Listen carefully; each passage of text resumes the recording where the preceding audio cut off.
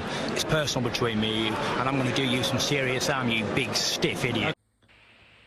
The Untouchable True School Sports Empire proudly presents something the boxing games are missing. Hey, what's going on? It's your boy BT, and I came here to talk some boxing with the thousands of True School Sports subscribers. Now, I really wanted to make this video because I have seen tweets about this. I've seen a couple other content creators' videos about this, and I understand where these guys are coming from, but personally, the optics of this don't look good from my end. Like from me watching their videos and hearing what they're saying, it doesn't really bode well when I hear it. And then on top of that, I don't think these guys fully understand the full picture of what they're talking about, just being honest. So just so you know, those two content creators are Punch Drunk Boxing and Broadway Joel. These two guys, I respect them. Go subscribe to both of them. But however, they're both Dominican, as am I. Most people don't know that, but I am part Dominican. They're trying to justify why Michel Rivera lost to Frank Martin. And they're coming out with these videos, like Broadway Joel did interviews with Michel Rivera and his dad, and apparently he's spoken to them, and he did a whole live talking about how Michel Rivera was hospitalized 2 days before the fight because he couldn't make the weight. Punch Drunk Boxing followed up with the video in response to that, and he said the same thing. You know, he was hospitalized and these kind of things. Now, when I was watching Punch Drunk's video, he was saying, well, we don't want to make it seem like we're taking away from Frank Martin's victory and things like that. But my thing is this: once you start talking about things like this after the fact, that's what it sounds like, and I don't like the way it sounds. So as far as I'm concerned, Michel Rivera, I'm not saying he wasn't weight drained, because I know for a fact he probably was. He definitely was. I'm not saying he wasn't hospitalized, but my thing is he chose to get in the ring. And I'm gonna say this. I won't divulge too much information out of respect to Coach Herman Kaisero, because I go to his gym and we're cool and stuff. But what I will say about Herman Kaisero is this, and for those of you who don't know who Herman Kaisero is, that is the coach and trainer of Michel Rivera. Now I've been knowing Herman for years, going all the way back to at least like 2017 when I first interviewed him. So we're talking about more than half a decade now. I've been seeing Herman and interviewing him and things like that. And I've been to his gym, so I know what the culture is like there. I've seen the rooms where the fighters stay in the gym. Because for those of you who don't know, in the Herman Kaisero gym, there's literally rooms, like actual rooms in the gym where fighters can live at the gym. It's a crazy setup.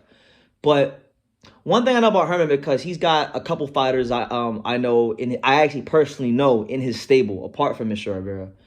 And I've had conversation with him about some of his fighters in the stable, not named Michel Rivera, but other guys, just other guys that he trains. And I've heard him talk about guys, about, you know, what weights he thinks certain fighters in his stable should fight at. Now, there's one fighter in particular, I'm not going to say his name, but there's one fighter in particular who he thinks should fight at a certain weight class. And my humble opinion is that fighter really would kill himself to make that weight. He would have to get like a world-class nutritionist, which I don't believe he can afford right now because he's early in his career and he hasn't made that kind of money. But like, this fighter is a stocky fighter, a shorter fighter, and he wants him to move down to a weight class I just don't think he can make, because his bone density, the way his body's structured, I just think he would have a hard time making that weight. And if anything, I think that fighter should actually move up from the weight class he's currently fighting in. But that's just my opinion. I won't say the fighter's name. He will remain nameless, but all I'll say is it's a guy in Herman Kaisero's stable and a guy that Michel Rivera has actually sparred. And that's all I'll say. But I'm saying this to say that based on the conversations I've had with Michel Rivera's coach, Herman Kaisero, and based on things I've seen in the past with other fighters, whether it be Jason Rosario, whether it be Luis Ortiz, whether it be Michel Rivera himself, or other fighters that he has, I just feel, and this is no slight on Herman, every coach has their style, so God bless him, but I just feel like, generally speaking, Herman Kaisero fighters go into fights relatively overtrained, or they're at a weight class they shouldn't be at, because the way Michel Rivera's coach thinks is, you know, he tries to get the biggest advantage size-wise for the fighters. That's the way he thinks. He thinks that by cutting, and most coaches think that way, because, you know, he's got certain fighters in the stable where he says, like, you know, either A, they can either dominate a weight class, or they can compete in a weight, or they can compete in the weight class, and there's a difference, and that's all due to like weight cuts and you know, if they're a bigger guy, can they make the weight class that's lower, things like that. So I'm saying all this to say, take them excuses, because that's what they sound like. Broadway Joel, Punch Drunk Boxing, they sound like excuses. Michel Rivera didn't lose to Frank Martin because he was hospitalized, and he didn't lose. And Michel Rivera didn't lose to Frank Martin because he was weight drained. He lost to Frank Martin because he doesn't know how to fight southpaws. And anybody who watched my Chris Billum-Smith, Ahmed Jojai live early in the day, or my early in the live for Michel Rivera, Frank Martin, I literally broke the fight down for you. I broke the fight down when it happened, because the previous day I did 2 hours of film study, and I just knew Michel Rivera was not going to win the fight. Not because he's a bad fighter, but because in previous fights when he had fought southpaws, he had a horrible time, you know, getting that lead foot leverage, and his foot positioning was bad. So I knew that he would be in position to get hit with Frank Martin a lot, and I knew that on top of that, Michel Rivera was very, very repetitive with his combinations and things like that. And it was going to be a fight where Frank Martin was going to have positioning on him, be in position to land hard counters. And once I watched the tape and really dug deep into it, I knew before the fight started he was not going to win the fight, and that it wasn't going to be competitive. All that talk I had about like, I thought the fight was going to be competitive, that was all talk that I had before I got to start really sucking my teeth into the tape. So my thing is this: if you're trying to justify Michel Rivera losing to Frank Martin in any way, shape, or form, you don't know what you're watching when it comes to boxing, and you didn't do your homework. You didn't do your due diligence on what Frank Martin does well and what Michel Rivera wasn't doing well going into the fight. You know what I'm saying? So that's what it is. I don't normally like to call out content creators' names, because truth be told, like I like to just do my own thing and not get involved with any drama. But like, it's bullshit. Like it's utter bullshit coming from Broadway Joel and Punch Drunk Boxing. Nah, there's no problem with documenting things, but it makes everything sound like an excuse. Why is it when certain fighters lose, it's always an excuse after the fight? Like Frank Martin, right? Let's talk about Frank Martin for a second, because Frank Martin's only been a professional for like 6 years. Frank Martin has only been pro for 6 years. He turned pro, I think, like 2017 or something like that. Fought on club shows. You know, he wasn't no big time blue chip amateur. He wasn't no dude that had the promotional backing from him right away. No. Frank Martin had to get it off the muscle. Frank Martin had to win fight after fight after fight and grind his way into this position. And when he finally got that big fight against a highly touted contender in the lightweight division, he went out there and he styled on Michel Rivera. And it brings no great joy to me. I'm a South Florida guy. Like, Michel Rivera's a South Florida guy. I wanted him to win, but I just knew he wasn't going to win because I went and I actually studied the tape. So, like Boxing Gems, shout out to Boxing Gems, he always says it himself, the film never lies.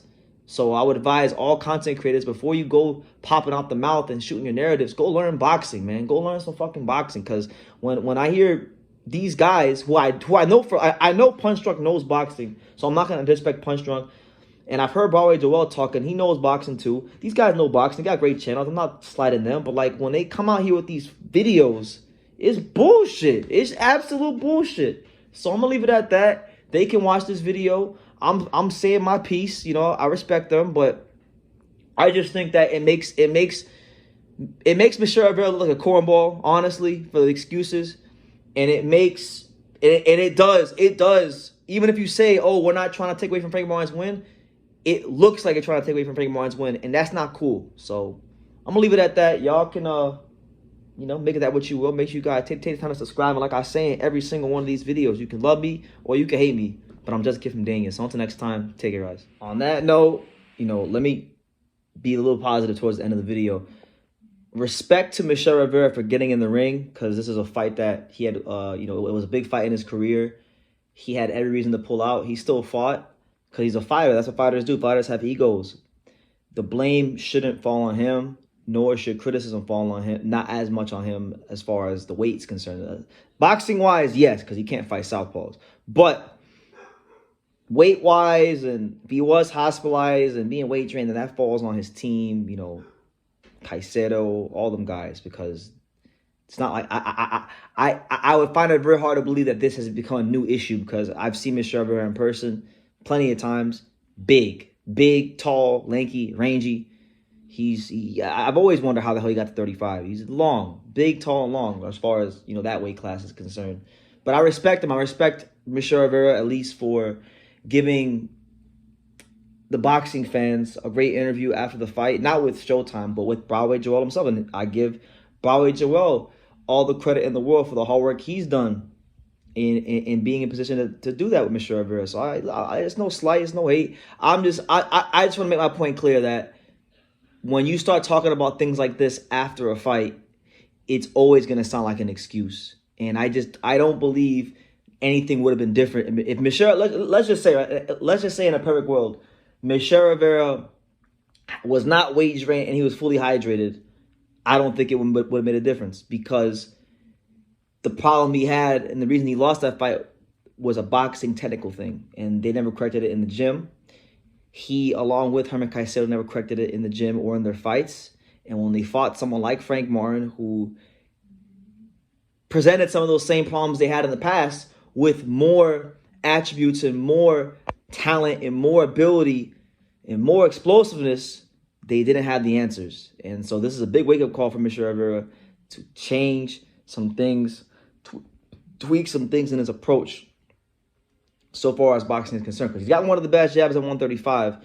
He's one of the most technically sound fighters in the weight class. And if he goes up to 140, I think he'll have one of the best jabs there too. It's just he hasn't, if you going all the way back, and I've been saying this, going all the way back to the Matias Romero fight, Joseph Adorno, like these last 3-4 fights he's had, he hasn't really been getting, I think he really hasn't been getting that much better. I don't think he's been improving. I think he was for a time going like this, and then sometime in the last 3 or 4 fights, he's kind of just stagnated. And like I've said many times, if you don't progress in boxing, you're regressing in boxing. So I've spoken my piece. Shout out to Punch Drunk. Shout out to Broadway Joel. Go run the channels up. That did irritate me a little bit seeing what they posted earlier. And I'll tag them in the title so they can watch this for themselves. But yeah, leave your comments down below.